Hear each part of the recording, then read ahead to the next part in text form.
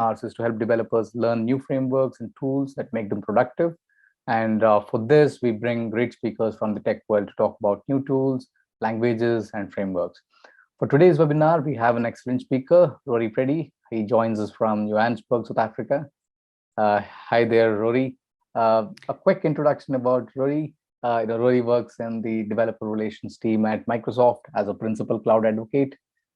Previously, Rory has built cutting-edge systems for large banks. He uses deep research skills to help professional cloud developers discover and successfully use Microsoft's platforms. A seasoned speaker whose talks are both meaningful and humorous. Rory speaks around the world, empowering developers to achieve more. And for today, we have Rory talking about something that we all have been looking forward to for a long time. Building scalable and maintainable applications on Azure, and he has a brand new deck and a brand new demo that's going to really make this whole process easy and interesting. So today's topic, very brief introduction. We all know it's important for developers to have a solid understanding of cloud platforms like Azure, and today's session is going to cover how to build a well-designed and performant managed cloud environment. How do you use recent Java advances to kind of integrate them to design scalable, secure, and highly available cloud solutions. And we'll also have some part of the demo covering the process of migrating existing Java applications to Azure without having to refactor your code. And then advanced things like auto scaling, distributed tracing. So we've got it all covered. So it's a very interesting 55-60 minutes ahead of us. So if you have any questions, you could ask them at the end, and we will have Rory answer them for you. So Rory, it's a pleasure to have you on the webinar. Thanks for taking the time out. We're really privileged to have you here today. Let's get started. Thank you so much, Sashi. And yeah, it is very excited. And like Sashi said, I've got a brand new deck, a brand new demo. So there are some incredibly exciting new repositories that I'm going to show you today. So get ready for some really exciting, uplifting, and engaging demonstrations. So first, we're going to show you a little bit about Azure. I'm going to show you the ins and outs and some of the latest features. And then I'm going to show you the demo and also the call to action, which is the Microsoft Learn material, which I'm actually an author, co-author of. I am based out of Johannesburg, South Africa, and I'm a principal developer advocate for Microsoft, and developer advocates empower everyone to use the Microsoft platforms. And I focus on Java and also accessibility. So I can show developers how to reach every developer out there with the Microsoft technologies. You can follow me on Rory Preddy on Twitter. And let's get started on how to supercharge your Java apps on Azure.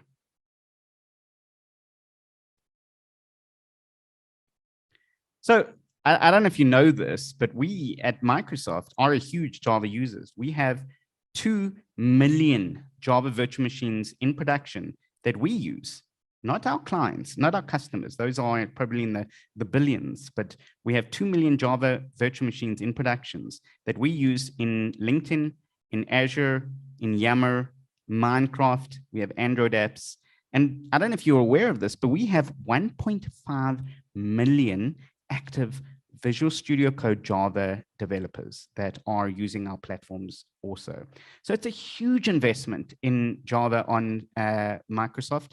And as a result, we really have a vested interest to eat our own dog food. We know our products, and we really want to show you the best experience as developers to use the Microsoft Java ecosystem. So when you come to Azure, what are you bringing with you?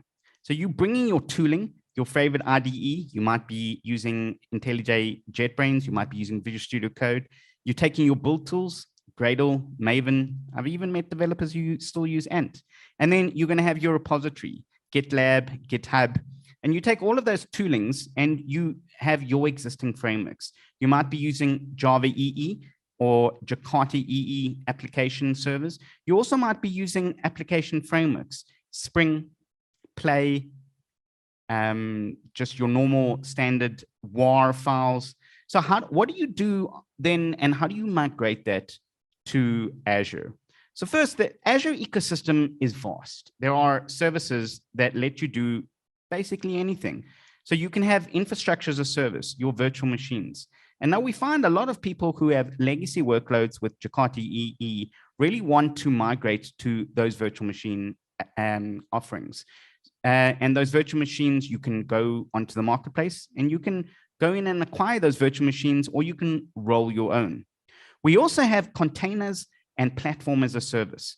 So we have Kubernetes service, AKS. We're one of the founding members of Kubernetes, and the Azure Kubernetes service is industry leading. We also just launched the general availability. I'm going to do my demo. My entire demo is using this technology, Azure Container Apps.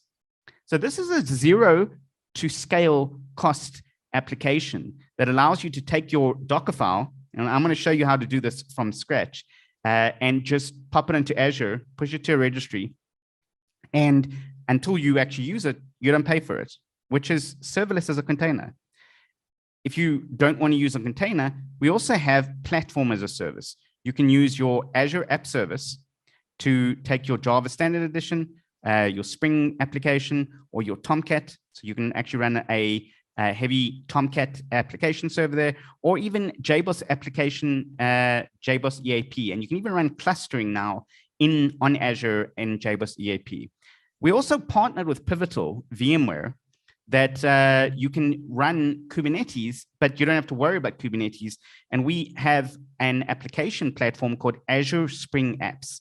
So if you're aware of Spring and you've used Spring before, you also understand that Spring has an opinionated take on the life cycle. It has build packs and a build life cycle and build tooling. So the average Spring developer doesn't want to just pop it onto Kubernetes. So we have Azure Spring Apps, which takes away all of the stress of Kubernetes. And then once you have your platform chosen, you also want to choose a database. So we have Postgres, MySQL, Cosmos, Redis Cache, and SQL database. And most of these also have a serverless option or a zero cost option. And you can even stop and start them to lower your cost. But how do you get your data in and out? And then we have integration. So we have API management, service bus, event grid, and logic apps to get all your integration, and also to go into your on-premise application and servers.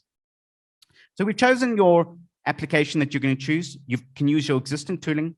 You can even use VMs or your Docker file. If you want to use your platform as a service, you can just take your WAR, pop it on to JBoss or Tomcat, and then you connect it to your database and integrate it with your downstream or upstream systems via the integration platforms. Next, let's look at how you can secure it. And this is a very big push. DevSecOps is a huge undertaking, and I've worked with customers who have entire teams and call us in to say, listen, we were on the cloud, but we're not secure. We have our developers and operators, and they're in Azure Active Directory.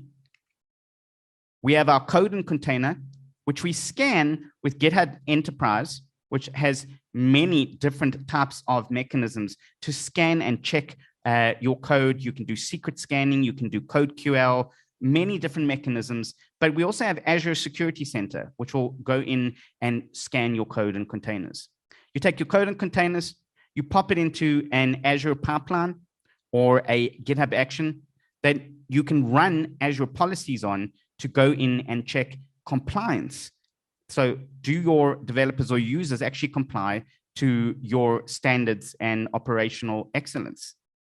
Then once you have that, you want to connect to your local network or to your Azure network. So we have Azure Private Links, and then that's a private connectivity to a virtual network. Once you have that, then you take all your secrets, you scrub them from your code, you use secret scanning in GitHub Enterprise, and you use Azure Key Vault to make sure you don't actually use plain text passwords. You don't have any passwords in any of your code.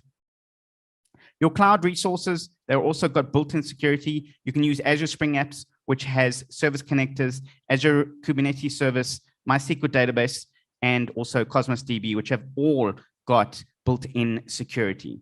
And then finally, you've got AI-driven threat detection and protection using Security Center for your runtime environment. I have all of my applications actually activated with Azure Security Center that go in and scan it with AI mechanisms to see threat detection, secret scanning, and also vulnerability checking on all of my applications. We also want to see, can you also get visibility, observability using a monitoring tool? So there's so many different APM tools there, but my favorite really is the homegrown Azure Monitor. You've got your applications, you've got your infrastructure, you've got your Azure platform services, and you've got your custom sources. And you're going to take all of those monitoring sources, you're going to collect them, and you're going to want to see, or you're going to want to disseminate your metrics and your logs. So metrics are your parameters that give you an indication to certain characteristics of your application, CPU, memory, usage, and then your logs are your application logs or your server logs. And then you're going to go in and slice it up into what you're going to monitor. So first of all, you're going to see insights. What am I actually using my application for, and where are my performance improvements possible? And your insights are, you can access on application, container insights, VM insights, and network insights. And each one of those can be used separately or together to pipe it through metrics and logs to give you insights into your application. You want to take then those metrics and logs and visualize them on a dashboard, the Azure dashboard, or using Power BI or workbooks to give you insights and to be able to pivot that information and send it through with your observability findings. You can analyze that with Metrics Explorer and also Log Analytics to give you SQL-like access to your metrics and logs. You can respond with alerts. So smart alerts also, they can track your trends of exactly what your metrics and logs should be, and using AI can trigger that to action groups. So ping someone, tell them, listen, the trend has scaled up or down, and this is month end or something that we identified as anomaly. And then you can auto scale to handle more load into responding to that. And the nice thing about responding to that with auto scale, you can set up your alerts and your action groups in auto scale to actually have a priority. Wait, trigger an alert, go and phone an action group or page an action group, and then auto scale to cater the load at the exact same time. And finally, integrate for the downstream systems, your event hubs, logic apps, and ingest and export APIs to make sure that your partner systems are also being aware of your monitoring and observability findings. And this is what it looks like. This is an actual screenshot that I wrote in a Microsoft Learn module called the Monitoring Azure Learn module. So I'll give you a link to that. But in that, I've got Azure Spring Cloud, which is Kubernetes, and I've got my WAR, and I've got the Spring Pet Clinic microservice. And in here on Azure Monitor, you can see there, I've got the admin server, and this is the classic Spring Cloud services. I've got the vet service here, the API gateway, and the visit service. This is the Spring Pet Clinic microservice. And you can see here, I've got connection to external services and also the how many, what is the performance of each of the services, how many calls, and then the downstream systems there also that give you insight into what that. Now, each one of these can actually be set up to trigger alerts, to engage there. And then you can auto scale. You can see there, I've got 2 instances of each one of those, but I can auto scale my, for example, customer service based on load when I set a parameter, a metric, and it exceeds the limit. What does that look like? So this is the auto scale history for the customer service. And you can see there, I started off with 1 service. I actually scaled up on 2 based on, and this in this example, the Tomcat global request count. So how many requests are concurrently being activated. And then I can scale up to 3 in this instance.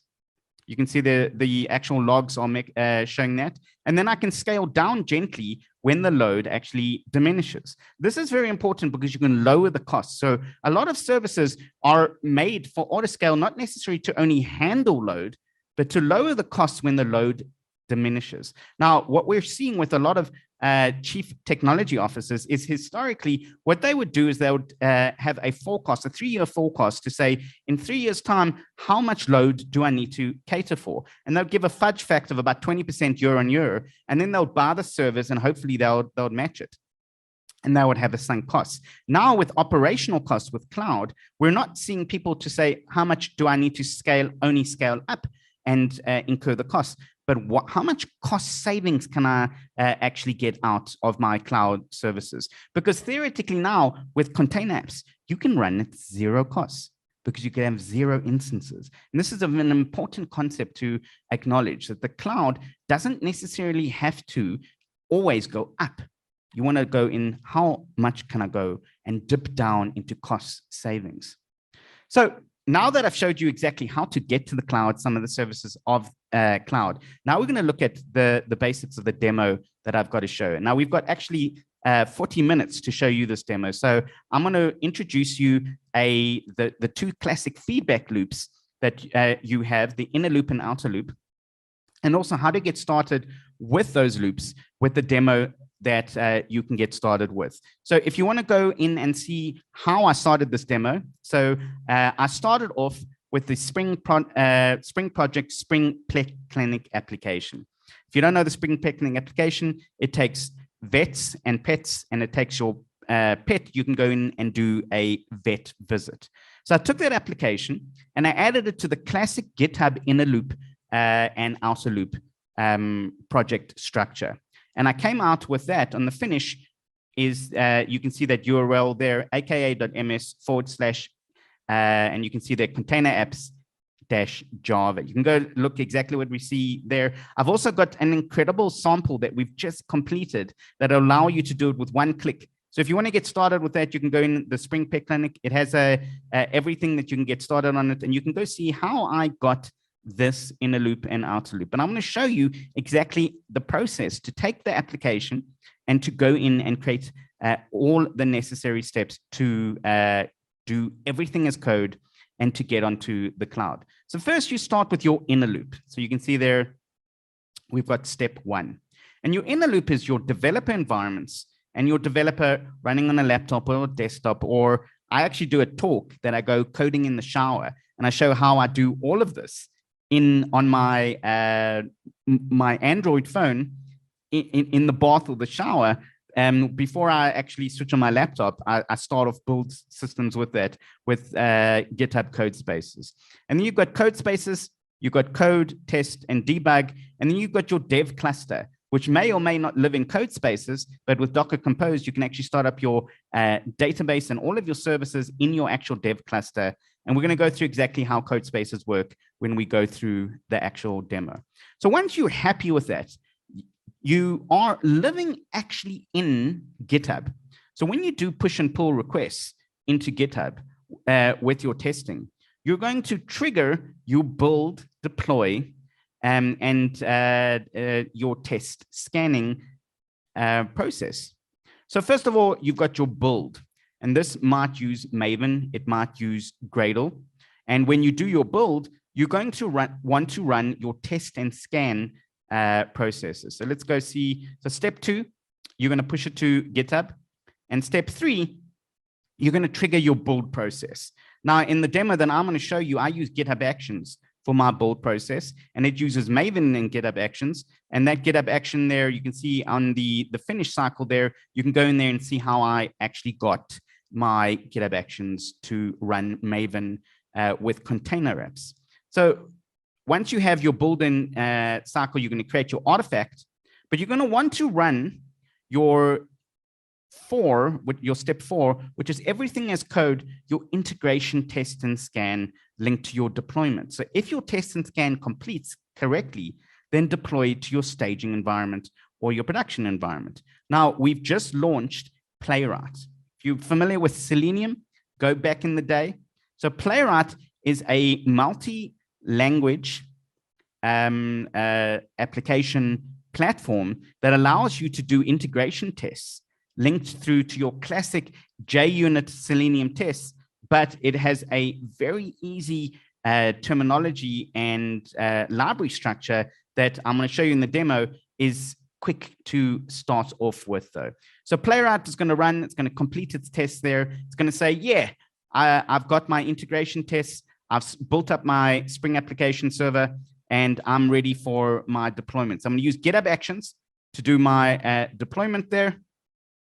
And then I'm going to deploy into my staging environment or my production environment. But at the same time as doing my deployments, I'm actually going to go in and run some compliance checks, some policies using Azure policies and also GitHub CodeQL for secret scanning and also for code scanning for vulnerabilities. So policies for compliance and governance. And once I push to production and staging, I'm also going to go in and activate and see my observability metrics. Is my staging environment behaving? If so, then go in and elevate that staging environment, cut the revision, and go in using canary deployment or blue-green deployments into production. I run the same checks against production or staging, and then I have my feedback loop again, and my developers can actually get the same engagement then back to my inner loops. So inner loop starts again, and I go back to my source control, and everything exists in the browser. This entire process and the demo I'm going to show you, I'm never going to leave my browser throughout this entire process, which means that I can replicate it using pre-built code space dev containers. And I can use policies to make sure that every single person gets the exact same project and has the same lifecycle, and make sure that that phrase, it works on my machine, no longer is relevant because it works on every browser, and I can replicate my environment exactly what you see here, everything as code. So that's the demo that I'm going to show you, and let's get started, and then we can do the second demo, which is I'm going to give you some homework to go through, and you're going to create a Marvel superheroes battle arena that you can use Azure container apps. Okay, so let's minimize this here, and we'll come back to the PowerPoint presentation. And now I'm going to go, let me move this into the screen here. Now I'm going to go into my browser. And watch what I'm going to do. I'm going to never leave my browser. So here's my browser. And we've just finished an hour ago speaking to our partner Pivotal. And we've just got our dev containers here. You can go in, and this is the Spring Pet Clinic with a dev container. This is your starting point. So if you want to go in and you don't want to really have any complications with GitHub Actions or DevOps, you can just go in there. You can get GitHub code spaces, or alternatively, you can install the remote containers locally in your desktop. If you don't want to use code spaces, you can just use everything that I'm doing right now locally on your laptop, and I'm going to show you how. So you can just go into code. You can go create code space on main. And once you click on that, you can just click on code spaces on main, and it'll start it up. And you can also, once it does that with your code space, you'll see there at the bottom of this, you can actually go in there and you can say, open this in Visual Studio Code Desktop. So you don't need to use code spaces, but code spaces is a Docker container that actually runs in the GitHub Azure network and allows you to run everything off your browser. You can see there, I'm building my logs, and you can go in there and play around with that. And this is going to build the classic Spring Pet Clinic application using the dev containers, which you saw there, we've just completed. And it gives you everything you want to get started with your Spring Pet Clinic application. But I want to go a little bit further than that. So I took that base image and I added a little bit more to that, because I want to show you how to use GitHub Actions, and Azure container apps, and also Playwright. So you can see there, this is pretty quick. And this is 32 CPUs, 64 gigs of RAM. It's loading all of the applications there, the Docker containers. And we can come back to that another time, but I want to show you the application that I pre-built just for this demo. So I took all of that and I rolled my own dev container for this demo. And then I added a Docker container, and then I created the GitHub actions. So there it is. It actually has just finished there. And we're going to come back to our built. Oh, there it is there. You can see it's pretty quick. And then you can actually access your Spring Clinic application. But I want to show you the one that I rolled down. And I did that for a demo for Microsoft Build in the breakout session. And I've got my application there, and that is the aka.ms/caps dash Java URL that I'll show you again. So in this here, I've already built the code spaces because I want to make sure, you know, the demo is going to work. So you can see there, here's my, my code spaces. And I want to click on that code spaces, and now I can access it, and it's just going to build the bring up the application again. And so when I don't use it, I can, you know, lower the costs. I can go from 2 CPUs all the way to 32 CPUs. This one right now is running on 4 CPUs, and it's pretty quick. And I've taken all of that that Spring Pet Clinic, and I've added just a Docker file and a few GitHub Actions settings there to show you the demo. So first, I'm going to remind you how you can code in code spaces if you haven't used code spaces before. And I'm going to show you how you can use the browser to debug your application. So this is the code spaces application. You can see there I've got a source folder. I've got a target folder. I've got my pom.xml. I've also got my Java projects folder here and Maven. So let's go in and let's run the application. And let's put a breakpoint there and see how you can actually start on using the application. So I'm going to put a breakpoint on here to say, when I get a name of an owner, then please break there. So then I'm going to go back into my Java projects, and I'm going to click run. Now, it's already downloaded all the Maven repos, Maven repositories. If the first time you run this, it is going to take about 30 seconds to download all of those Maven jars. And that's one of the reasons I wanted the demo to work up front. And you can see there, it's starting my Pet Clinic application. It's pretty quick because it's running on a dedicated Docker instance. And all of this is encrypted end to end, encrypted at rest, and also only using port forwards. You can see there to access that. So it's now forwarded my port, and you can access that port there. And I can go in, okay, I'm going to open that browser. Now notice I haven't left the browser when I'm doing my debugging. I can go back in there and actually check, is it going to, if there's any errors or if there's any issues. And if I want to open up another port, I can actually go into my port here. You can see there, I've got port 8080. And if I go into there, you can see there that the local address is well, let's copy that there. And then if I paste that in there, you can see it's actually a long URL there with port forwarded ports there. Okay, so let's just refresh. I am in South Africa, so sometimes that does do a timeout there. I actually posted this through to West Europe. So it is from Johannesburg all the way to West Europe. Now I've got my find owners. Now watch when I click on find owners. Remember we put that breakpoint there for the Pet Clinic. What do you think is going to happen? It's going to break, right? But how would I know if it even broke? So I'm going to go find owners. Now I'm going to find owners, and in that find owners, I'm going to break it on that system out print. So find owners. Look at that. The actual browser on the top left-hand side has a little red icon. I'm actually breaking in the browser. So I can go into the browser there, and now it's broken into there on owner. Now I can go into my watch, and exactly like you do normal Visual Studio, remember I haven't left the browser there. I can actually add a watch statement there, and I can go, okay, cool, owners there, owners. What does that look like? Now I can actually see the owners there with my inline values there, and I can see what those owners there. As you can see there, that's the memory address for owners. And I can step over, and I can step through, I can hot code replace, or I can do the standard debugging that you normally are used to. So I can go through that, and then I'll get my Pet Clinic application. I can see there, those are all the owners there. I can edit that owner, update the owner. That's great. So now I've got my application working on my application, my code spaces. So I can stop that. Yeah, but Rory, this is great and all, but you said containers. So I can take this application, and now I can use the Microsoft OpenJDK, and I've preset a Docker file here. So I can go into my Docker file, and you can see here, let's make that a little bit bigger. There we go. And now I've got my Docker file, and we still have 24 minutes of this incredible demo. So on here on my Docker file, I've built my application because I've run it. So it has run that Maven cycle. And I'm going to use the root application image for the Microsoft OpenJDK there, the Mariana, and I can use Java 17 or Java 11.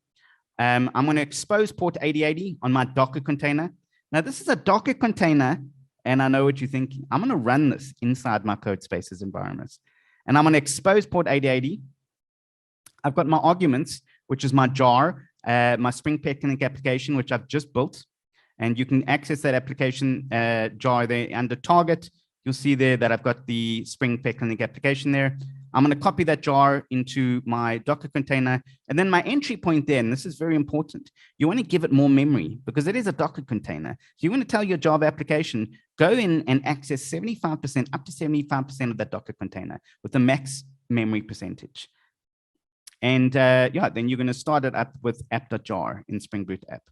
Rory, how do I actually then go in and start this in code spaces? So I'm in a browser running Docker. So I've got you, there's two ways you can do that. One, you can do this via command line, but an easier way I find is you can actually go in and I've installed the Docker extension here. So I've got the build application, and you can go into that build application. You can right click on the Docker file. You just go build image. And then image is then going to say, do you want an image tag? That's great. I'm going to build that image. And if it's going to pick up any new layers, like that target file actually is a new layer, it's going to take those new layers and it's going to go in and create your layered file. Now, understand this isn't a native image using GraalVM. Wait, we've got the next demo I'm going to show you with GraalVM with native images. So there, I've got my Docker file running. Now I can go into my Docker file. I can just right click on that and go run. What do you mean run? Where's it going to run? This is in a browser. So I'm going to click on run. And we're going to click, that's your image group, latest. So I've run that. Now this is going to execute Docker on Docker inside my application. I can actually go in there onto Docker and I can go view the logs. Now this is my Docker running inside my Docker, and I'm viewing the logs of my Docker container. You can see there it is starting inside Docker and Docker. Yeah, it started in 15 seconds. Now I can right click on my port there. I can go open in browser. Now this is opening a browser on a browser. So I can open in browser and there's my Docker container. Now I'm running Docker in code spaces. I've just shown you how to take the Picnic application, how to run it and debug it with the inner loop. Then I've got the actual Docker container. And then I can actually go in and debug it or attach anything to that and go view the logs and that. So, so found owners. Now let's go back in there. But Rory, this is great, but this is still your inner loop. Let's go out of the inner loop and let's see how we can actually push this to container apps. So I'm going to stop that Docker container there. Let's go stop. I want to stop that boy there. Cool. And it's stopping the container. Now I can kill this code space if I want, but I want to actually go in and push a new change. So in this new change here, I actually want to just put a little space there to trigger new change. And my Git repo here, you'll see there that there's a new change, and I want to go for Starof. And I'm going to push that change there. I'm going to say yes, stage the change, and then push it and go, okay, action will push and pull. Now what I've done here is I've triggered an end-to-end workflow that is going to go and trigger a container app using that Docker instance there and a GitHub actions using and calling my Playwright test and go in and create a revision on container apps. But how did I do that? Now I did that because inside my application, you can see here, I've got a GitHub actions workflow that I created. And you can see there, it's going to check out the latest branch. It's going to set up JDK 11. It's going to run Maven to build my target jar. It's going to create a container, and I've already pre-created a container registry. Now, understand, you can go in and do all of this also, but I've got a nice demo using Quarkus that does everything with one click that we're going to see after that. logs into the container registry, takes and pushes that container image that we've just built in Docker, and then takes that same container image and deploys to container apps using the Azure CLI.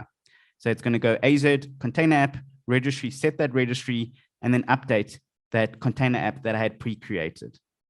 Now, how long does this take all? Now we've just triggered a little build there. So we should actually see that when we go into our repo in our Azure samples here, if we go into actions, it's already started. So there's for Starof. It's really busy running CodeQL, which can take a little bit long, and you can access CodeQL there. If you go into security, if it was going to run any code alerts there, you can actually go in and view those alerts. You'll see that there aren't any view alerts there. And it scanned 1,500 lines of code. It took 2 minutes to do that. But let's go back into our actions. And you can see there, I've got the trigger of the deployment for the container app.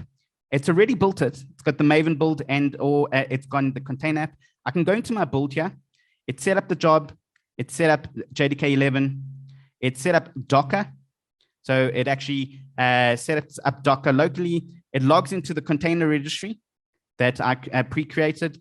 It takes all of the layers with the container and pushes it to the container registry, and then it does a cleanup. At the same time, it's going to, once that build is finished, it's going to do a deploy. So sometimes you want to run build and then do some checks on it and then run deploy after that. Remember, we have container insights. You can actually go in and do introspection using Snyk or another tool to go in and check, wait a second, is this container in good health? Now it's going to deploy to the container app. Now I've set up my container app to use only one revision. You can actually have multiple revision, but when it deploys to that container app, it's going to overwrite the previous container. So let's go into our container apps on our Azure portal and see exactly what would we do. So let me go into portal.azure.com. I'm going to start from the beginning.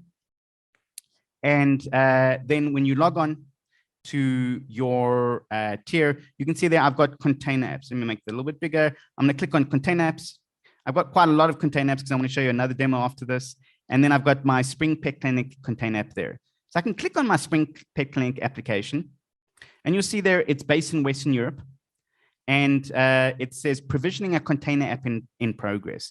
So it's pushing it through to the container registry, and it's doing that deployment process, and it's just finished. There it is. It's completed the job, and you can go into the job completion, deploy to container app, and you'll see there right at the bottom, it's actually got deployed to the container that you ran successfully.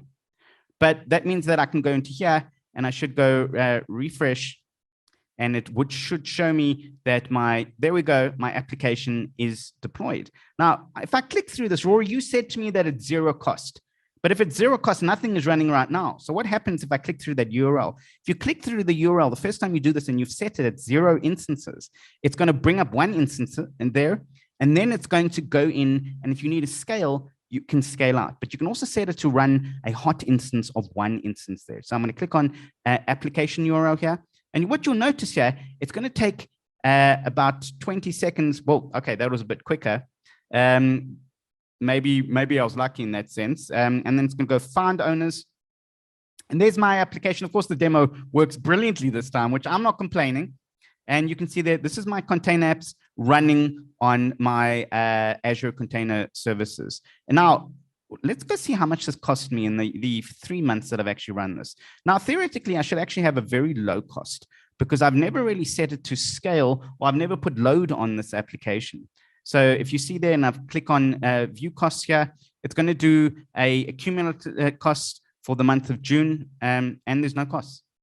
So this is quite a big change to Kubernetes service, which you incur costs just by running the service here, because you want to run your nodes hot code deploying. This has 0 instances running. Now, how do I check that? You can go into application, into revision management. And you can check, okay, what is my revision running and what are the scale settings on each revision? So I've got my revision here, and I can label this here. So if I wanted to, I can actually label this as staging, and I can actually create a new revision. I'm going to leave that as there. And traffic, so you can actually do blue-green deployment. So 100% of the traffic is going to one division, and you can go active. Or so there's great ways to actually do rolling deployment. Now, if I click on each one of those revisions, I can see there that I've got my revision URL, the containers, and then I've got scale here. So if I click on scale, I'll see that, wait a second, this is actually set to 0.1 instances, 0.5 instances, and it will scale out under HTTP load. So I'll never have a cost of that. It's a serverless container running Docker straight out of the browser from code spaces that I'll never really have to incur costs for my dev tests, for my staging, and I can actually go in and do easy revision management, blue-green deployment, and canary deployment straight off the same container. Now, we just launched also identity, so you can actually do Active Directory. You've got service connectors, you've got custom domains, continuous deployment, we already show you, secret, ingress and egress, Azure authentication. You can also access your log stream, your metrics and logs, and also get advisor recommendations. So I did promise you a demo that we're going to do with Quarkus, which is pretty exciting. So I know this was like mind-blowing, but I've got something even more mind-blowing for you. So let's go back into our slides. And you notice what I've done here. I haven't deleted my application because I'm never going to have to need to delete my code space or my application, because my code space actually is going to shut down whenever I don't use it. And that 32 core CPU application costs about $2 an hour, or if I want to go to 2 CPUs, I think it's like 18 cents an hour. So it's pretty cheap.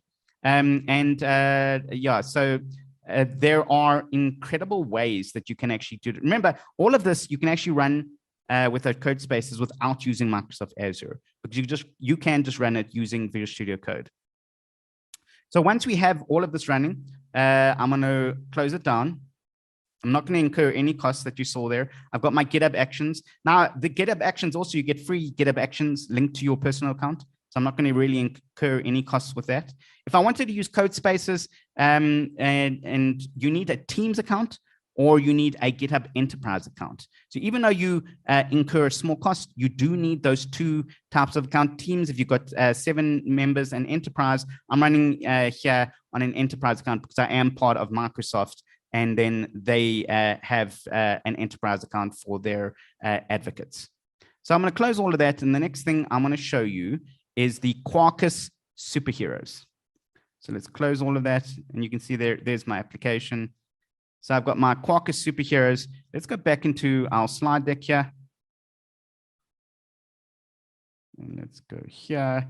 And we want to go into PowerPoint slide and make that a little bit bigger here. And let's go show all windows. Okay, let's go back and find that PowerPoint slide. Let's go there. Let me just close it and reopen there. I think I minimized it, but the problem is that I minimized it and Zoom doesn't know which window I actually started sharing. So there's Zoom window again, you screen sharing, that's great. So yeah, if we use Microsoft Teams, maybe this wouldn't have happened, but maybe next time, Starof, maybe we can actually use Microsoft Teams for the sharing.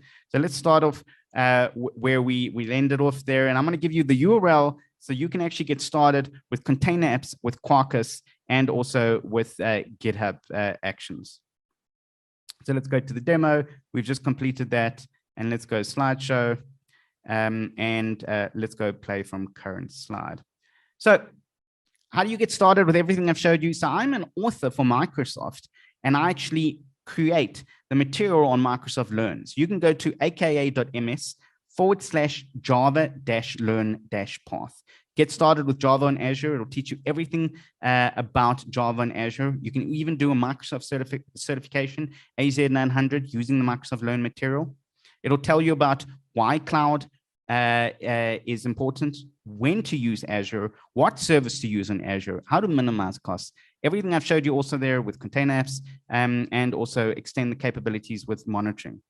And then the homework for today, I'm going to give you an incredible demo called Quarkus Superheroes. Now, this takes your favorite superheroes and allows you to go in and fight them against each other with different type of special abilities. You can see there's Yoda, who's fighting against Carnage Scream.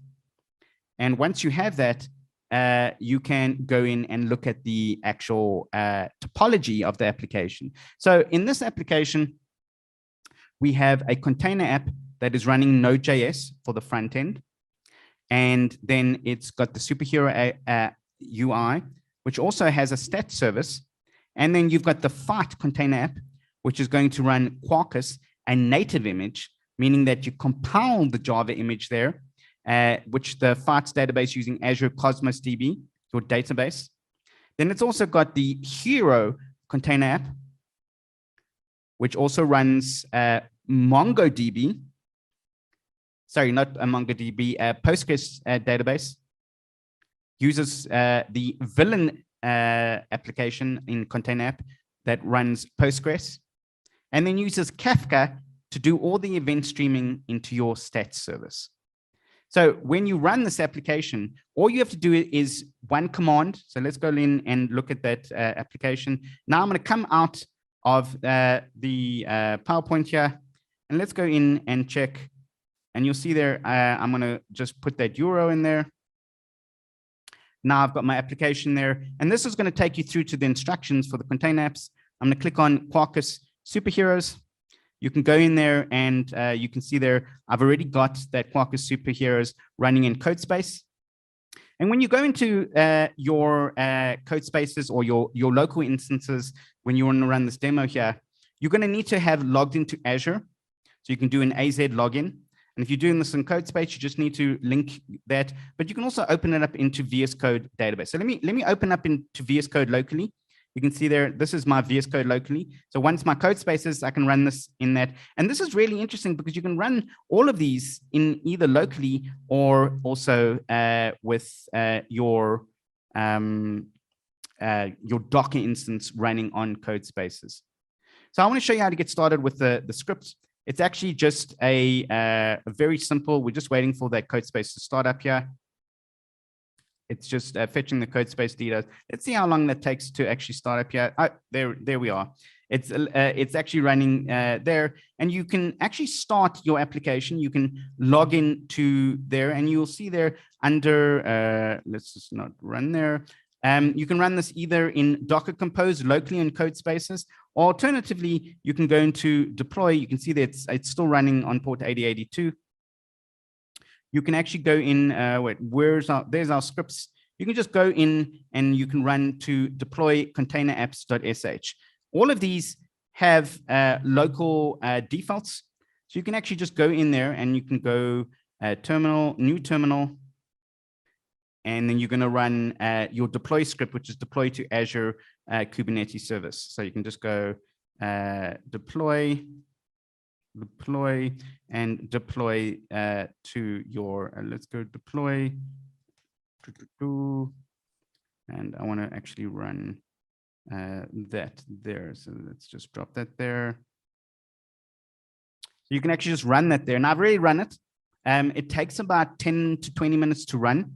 And once you've finished with that, that script and run, it is then going to give you your container apps. It's going to compile your Quarkus image. So let's go into our container apps images. Remember, this is zero cost also.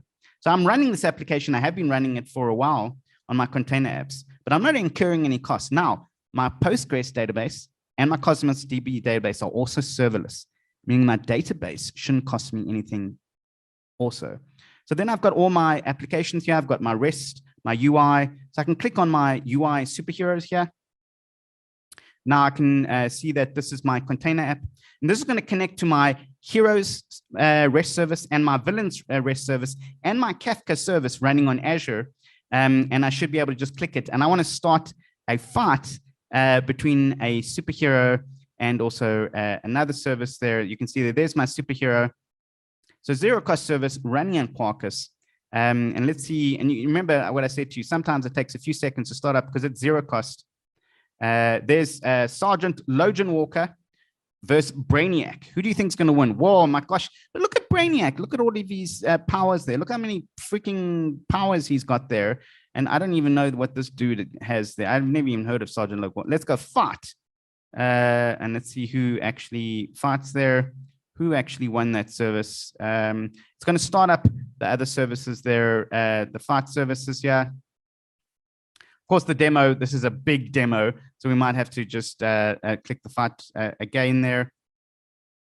And those services then would come back to say who is the winner. You can actually click on new fighter there also, and you can get a new fighter. I've got Mr. M and Majan, and you can click on fight there, and then there we go. Majan actually won, and then we'll log it there with the event service with Kafka to say who won and what services here.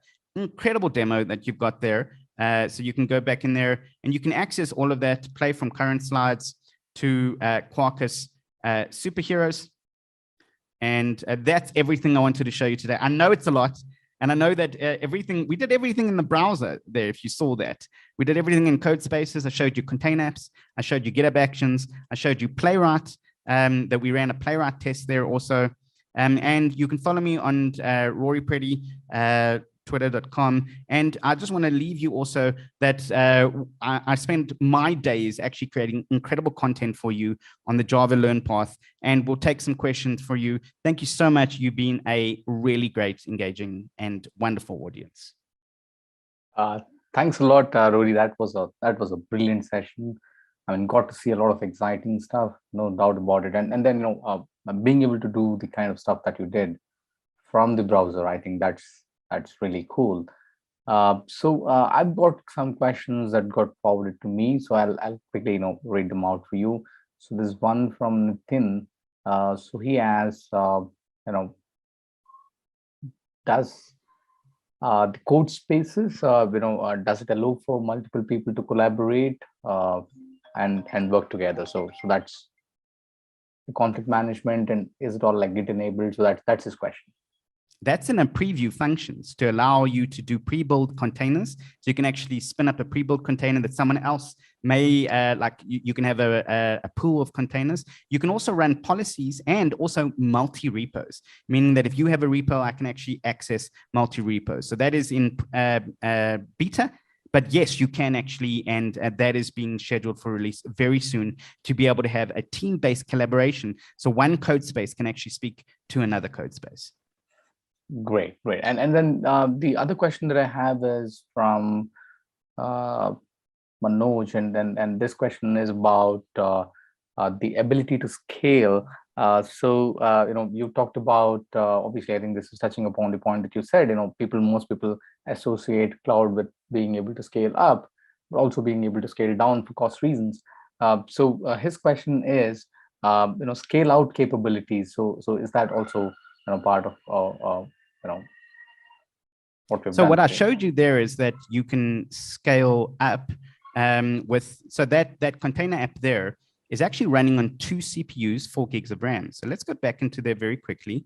And on the container app here, so container apps in the Spring Pet Clinic. So when we go into our containers here, what you'll see there is I've actually got to scale up. I've got the settings there, a number of CPU cores, and I can change that to, and memory size for the Spring Pet Link of 4 gigabytes. That's scale up. Now scale out, I can actually click on the scale there.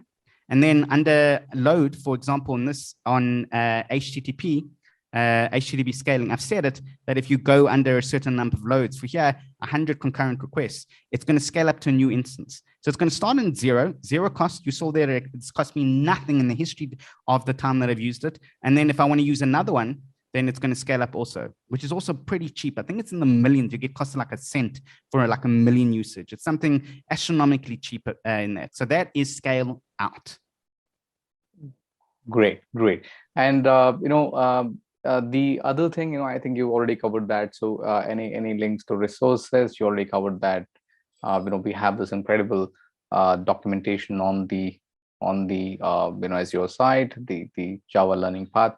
But any other resources that you would recommend, any blogs, anything that you would want us to keep? Oh, no, definitely go get the Quarkus superheroes, because once you see there how they do that, and it's got a lot of documentation, we partner with Red Hat to create this repo on container apps also. So go into the Quarkus superheroes, fight those fights. You can see that there's Yoda versus Scream.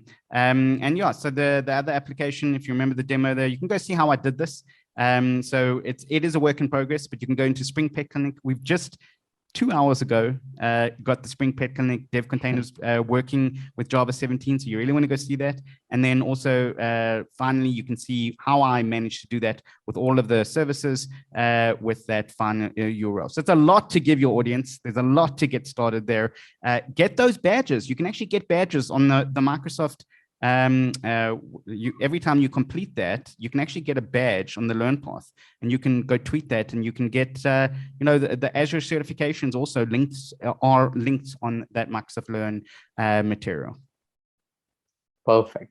Yeah. So this is incredible. So thanks a lot, Rudy. This is one hell of a demo. So thanks a lot for putting this together for us. We sincerely appreciate all the effort that went into making both the excellent slides and also the demos.